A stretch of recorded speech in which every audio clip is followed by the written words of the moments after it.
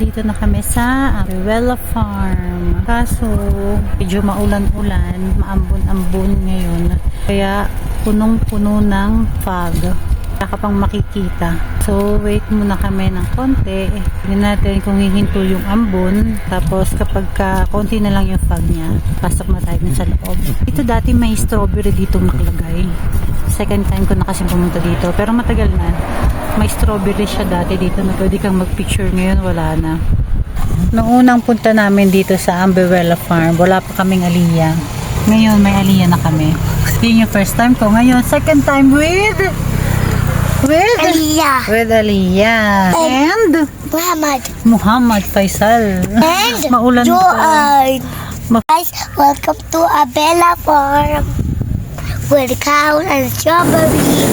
Ito yung loob ng Arruela Farm. So, nandun kami sa labas kanina. From outside, ito yung nakikita namin. So, ito yung pinakamalaking dairy farm dito sa Sri Lanka. Ayan, ang dami niya. Grabe, as in, nakakatuwa. Ang sarap sa pakiramdam. Ay, naman, tumae. Nakaapak na siya. Grabe yung dede niya, oh. Punong-puno na ng gatas. Tingnan natin. Ayan, oh.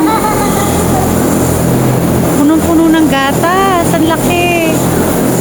Dede ba yun? Itlog. It's egg, no? It's not dede. Dede ba yun? They're all female. Ah, all female. Okay. No male. All female. All female. So, it's not egg. It's dede. Tapos tingnan natin dito sa kabila. Siguro panlinis yun ng pupo. Tingnan natin dito sa kabila naman tayo. So kabilaan yan, isa dito, saka isa dito. Tingnan naman natin dito. Oh, ang ganda dito. Ang daming cow, grabe. Oops. Pasintabi sa mga kumakain. Isang cow nagbibigay ng gatas ng 50 liters a day. Tapos sa isang araw meron silang 6 times silang nagmi-milking. Nag-milking sila kanina 4 AM, tapos 9:15 AM. Ngayon kasi nung dumating kami mag-aalas 10 na, kaya hindi na namin nakita yung milking hours. So kailangan na namin maghintay hanggang mamayang alas 12. Tingnan. Nililinis niya yung sarili niya. O, diba? Ang galing naman dito. Dami niya. As in, nakakatuwa. Pare-pare sila ng kulay. Black and white or black. O, meron pa lang isang brown. Ayun, no, may naligaw. Meron pa dun. Kumakain na sila ngayon. So, after milking, kain, pahinga, tapos 12 o'clock, milking ulit. Imagine, 1 cow, 50 liters a day. Darling, what do you feel? You see so many cow? Come, let's go out. We'll see what is there more. Wala nang fog. Wow. Pagpasok namin dito kanina, mafog pa. Ngayon wala na. Ito yung tinignan natin kanina. Yan. Tapos meron sila dito pa. Ewan ko kung anong meron dito. May nakita rin akong cow sa loob. So, isa, dalawa. Tingnan natin kung makakapasok tayo dito sa pangalawa. Meron pa sila doon, pangatlo. Arruela, Sri Lankan, butter and ghee. Dito kami galing kanina, oh. Entrance.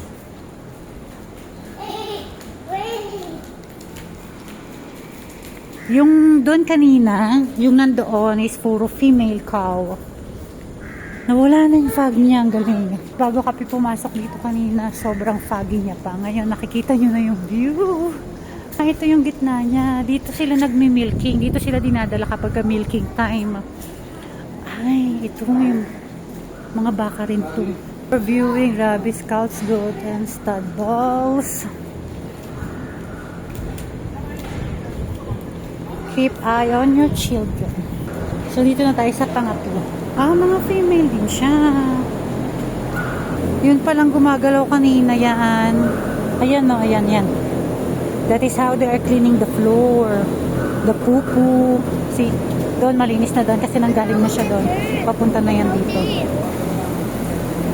Making pipi. Grabe yung gigi, oh.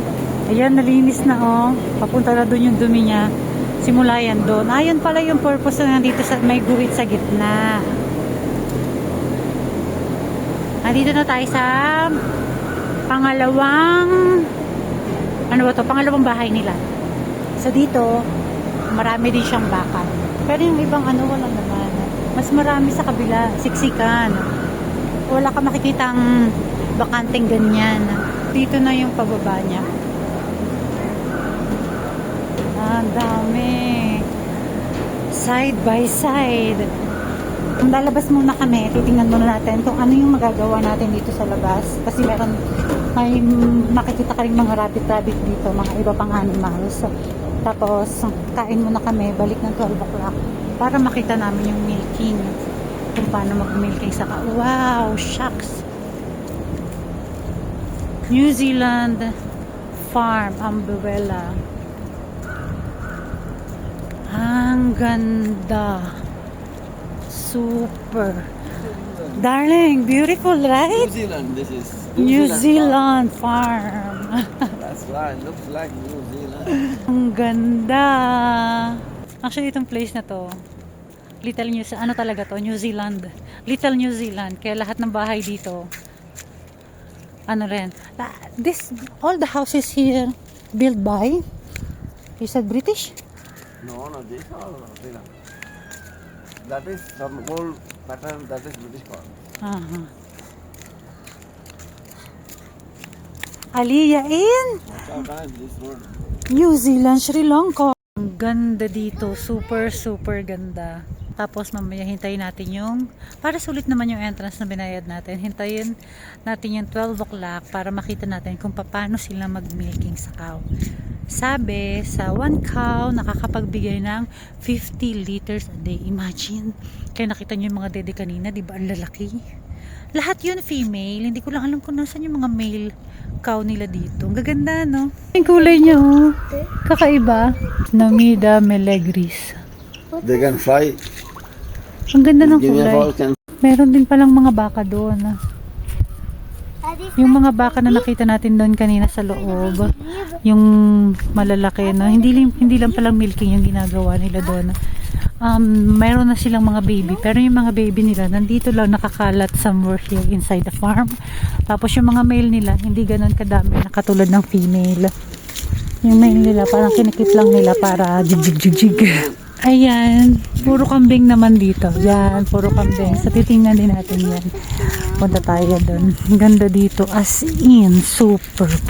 Farm office, Wayne Cults, cheese factory, baby cults, restaurants, snack bar, rabbits, pregnant cows, stud bulls. All of those we will see it here. I think we'll see. Now it's 11:40. We are going back there to see the milking. Hinintay talaga namin yung 12 o'clock kasi gusto namin makita kung paano ba sila mag-milking dun sa cow. So you are making the sound. Naubos naman yung oras namin dito kasi malawak naman tong farm. Tinignan namin yung mga stud bull, may rabbit, may goat. Tapos minom din kami ng fresh milk. Bumili rin kami ng pure cow's ghee para kay Aliyah. Ang ganda ng puno, oh. Saan yung mga sanga-sanga niya. Ang cute. Lapit na tayo doon. Nakikita niyo yun, meron silang tatlo. Yan yung parang paleta, yung green color yung roof. Tatlo yan. Dito sa dalawang gilid, puro baka siya. Puro female na baka. Tapos sa gitna, doon nila ginagawa yung milking sa mga cow. Imagine mo, yung isang haba niyan, di ba? Lahat yan, punong-puno ng baka. So, isa dyan, tsaka isa doon sa kulay green. Tapos, doon sa pinuntahan natin kanina, ang dami pa rin nilang baka. So, dito yung mga mga magulang na baka, matatanda na. Tapos yung mga baby, 3 to 4 months, nandun sila sa pinuntahan natin kanina, doon sa may canteen, sa may cafeteria. Tapos, meron din silang 6 to 1-year-old, nandun din sila. So, nandito yung mga mother cow. Yan, papasok na tayo dyan. So, nandito na ulit tayo sa loob kasi magto-12 o'clock na para makita natin yung milking nila. My favorite part.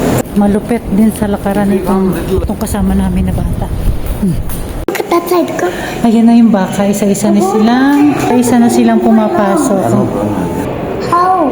How they going? They knows where to go smart. Exactly 12 o'clock. Ayan. Tapos, dyan sila pupwesto isa-isa. Makikita natin mamaya. Yan na, dumarami na sila. I'm so excited to see how they are doing the milking. Nililinis na bago sila pumwesto doon. Ayan na, pumapasok na isa-isa. Ah, ganyan pala yung pwesto nila. I told you, Mama. Be, ang galing. They knows. See? I want to go that side. I want to see the head and the body. You can see, but that's why you don't see. Ang galing nila. They knows what to do milking time. Oh my gosh, ang gagaling. Nakaka-amaze dito sa place na to. As in. Ayan, doon din sa kabila. Ayan na. He's taking the name of the cow now. What's your name? So, doon din sa kabila. 20, 40 cows. Mapupuno na siya. How many? 20, 40 cows. 40 cows. So, one line, 20 cows. 20 cows. Tapos sa kabila, 20 din. Galing nila. Pagpasok nila doon, they knows what to do. Pumunta sila doon sa pwesto nila. Pinasok nila yung leeg nila. Sunod-sunod na yun. Ang galing. Tapos, 20 at the time. 20 here, 20 sa kabila. So, 40. So, meron pa silang mga waiting list doon sa likod. Everybody, why these cows know what to do every day? Because a long time ago, they don't know what to do anything. So the owner teach them how to do this, that, those. So now they are following the rules and they can do the same thing as they said. They're enough trained now, yeah? Yeah. They're done? Oh! Ah, finish na my love. They only attach that gadget to the cow's dede. Now where are they going? Now they're going, ano na? They're going to the But I cage. saw in the TV, they are going somewhere. Ayan na oh. Finish. Next batch na. So fast naman. So fast naman. Within us, look at those gadgets there. Yeah. That one, they are attaching to dede. Oh, next na oh. See, next batch. Cows done. Now they're going back to their place. No, they're going somewhere else. Mama, they're going somewhere else. So yan yung mga tapos na baka. Next batch na sila. Hindi namin namamalayan, tapos na pala yung milking. May nilalagay lang silang gadget dun sa dede. Tapos yun ay nagsasak ng gatas. Oh, next. See? She's calling the name of the... Oh my God! Look at the dede! Full of milk!